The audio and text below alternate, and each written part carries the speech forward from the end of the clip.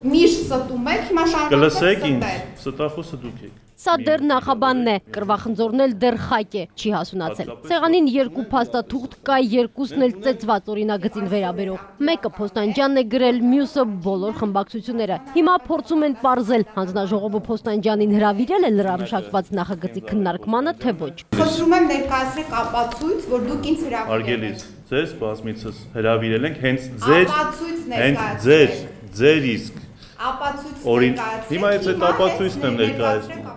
Ստի ոտը կարճ է, 40 օր չէ, 40 րոպե ու ամեն ինչ ջրի երես դուրս կգա, առանց դետեկտորի կպարզեն, ով է ստում եւ ինչու։ Խնդրում եմ ասեք, եզդիներին ինչ եք հանել այս նախագծի մեջ։ Ահա եւ կռվի պատճառը։ Ժառանգուհին պահանջելով առաջարկում է դատապարտել Օսմանյան կայսրությունում հույների, ասորիների, եզդիների եւ այլ կրոնական ազգային փոքրամասնությունների դեմ ցեղասպան քաղաքականությունը։ Մյուս ուժերի հայտարարության տեքստում միայն հույների ու ասորիների մասին է խոսքը։ Բացակայում են մեր բարեկամ եզդի ժողովրդի վերաբերյալ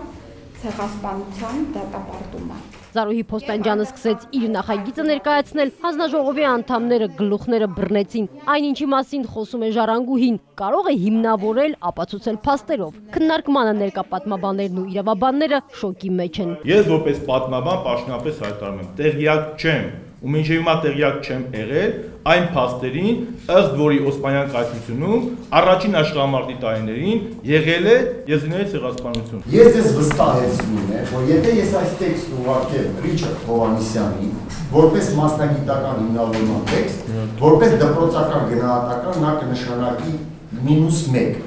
Սկսվում է պատմության արագացված կուրսը, հանձնաժողովի անդամները ուսուցչի դերում են, Փոստանջյանը աշակերտի եւ առաջին հարցը. երբ է սկսվել եւ ավարտվել առաջին համաշխարհային պատերազմը։ Դուք հիմնավորման մեջ գրում եք առաջին համաշխարհային պատերազմի տարիներին եւ նրանից հետո, հատկացել 1912-23 թվականներին։ Ես այդ փոխարեն կամաչի Մեկը Փոստանջյանին -1 նշանակեց, մյուսը 2, բայց Փոստանջյանը սխալը չի ընդունում։ Եկեք Փոստանջյան, այստեղ միտինգ չի, հա, ոչ էլ ժառանգության նիստն է։ Կարող եք պատմական փաստեր ներկայացնել։ Փաստեր չեն ասվում, падգամավորները ստիպված են առաջարկել նիստը փակ անցկացնել, թե չէ տպավորություն է ստեղծվում, որ խորհրդարանը եզդիների դեմ է։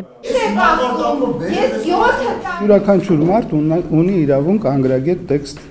գրելու։ Նիստը շարունակվեց բաց։ Քննարկմանը ներկա երկու եզդի երիտասարդները բորբոքված լքեցին սրահը։ Պատգամավորները Փոստանջյանին նայեցին, սարկազմով ծափահարեցին, ասելով՝ «Սա էր ուզում, շոուն ստացվեց»։ Մասամբ դա ձեզ հաջողվեց։ Ֆարմանյանը զայրույթից տեղը չի գտնում։ Մի պահ դուրս եկավ, նորից եկավ, տեսնելով, որ Փոստանջյանը իր ասածն է պնդում, Շարմազանովն էլ չդիմացավ։ Մաքուր օդի կարիք կա։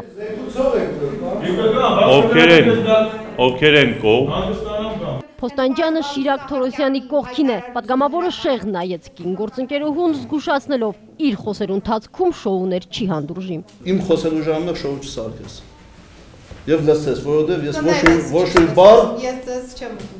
ես ոչ մի բառ խոսելու ժամանակ չեմ արտահայտել։ Այդ ընթացքում Շարմազանովը հասցրեց վերադառնալ ու տեղեկացնել, թե քանի տարի են աշխատել այս փաստաթղթի վրա, ու ոչ միայն հանրապետականը, բայց Փոստանջյանն այլևս սրահում չէ, գնաց։ Ինչեր մենք ամեն ինչ անում, որ սա էլ սևացնենք։ Ամեն ինչ կուսակցական տանում, հանրապետական, այստեղ հանրապետական է միայն, հələ բացեք նայեք։ Իր ֆրակցիայից մենակ երկու հոգի ստորագրել են, պարոն Արզմանով, պարոն Թևան Պողոսյանը։ Եվ այո, եթե ես իմանայի սենց լինելու, առանց կամերաների կանեինք։ Հիմա ամբողջ լրատվական դաշտը ոչ թե այդքան խոսալու է այս նախագծից, այլ որ պատգամավորները եզդի ժողովրդի դեմ են։ Շոուն արեց գնաց։ Այս հայտարարությունը ոչ թե օգուտ տվին, վնաս տվին։ Մի հատ կիսագրագետի պատճառով։ Հանձնաժողովի բոլոր անդամները համաձայնեցին ու պայմանավորվեցին հենց փաստեր ունենան, որ եզդիների նկատմամբ ցեղասպանություն է եղել, առանձին հայտարարություն կընդունեն։ Իսկ այս փուլում քարորյա կուղարկեն իրենց գրած նախագիծը։ Փոստանջյանի գրածը գնահատեցին ոչ թե բացասական, այլ խիստ բացասական։ Շակե Ղազարյան, Հարութ Հակոբյան, ժամը լրատվական։